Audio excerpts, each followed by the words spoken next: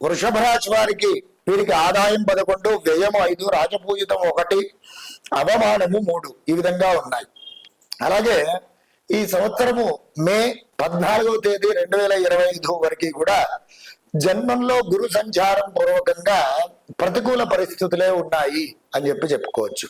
అలాగే దాని తదుపరి 15వ తేదీ మే 2025 నుండి ఈ సంవత్సరం అంతా కూడా మరి దేవగురువు అయినటువంటి బృహస్పతి మరి చక్కగా అనుకూల పరిస్థితులు కలగజేస్తున్నాడు. ఏమిటయ్యా అని కనుక చూసుకున్నట్లయితే మనస్సులో తెలియని నూతన ఉత్సాహం రావడం, అలాగే అనుకున్నటువంటి పనులు దిగ్విజయంగా పూర్తి చేయడం, కొత్త కొత్త వ్యాపార సంస్థలు ప్రారంభం చేయడం, వ్యాపారం అనేటువంటిది వృద్ధి కావడం, అలాగే ఈ వృషభ రాశి వారు ప్రైవేటు అలాగే ప్రభుత్వ పరంలో ఉన్నటువంటి ఉద్యోగులకు పై స్థాయి అధికారుల నుండి ప్రశంసలు లభించడం, ఎన్నో రోజుల నుండి వేచి చూస్తున్నటువంటి అధికారిక బదిలీ అనేటువంటిది జరగడము, వాటి పూర్వకంగా ప్రమోషన్స్ రావడము, ప్రాంతీయ బదిలీ పూర్వకంగా ధన సంపాదన పెరుగుతుంది, విశేషమైనటువంటి మరి సంపూర్ణమైనటువంటి ఆయుర ఆరోగ్యాలు కలుగుతాయి. అలాగే విద్యార్థులు ఎవరైతే ఉన్నారో వారికి యోగదాయకంగా ఉంటుంది,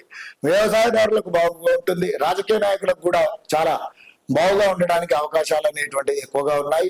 పాడి పరిశ్రమ బావుగా ఉంటుంది ఈ రాశి వారికి.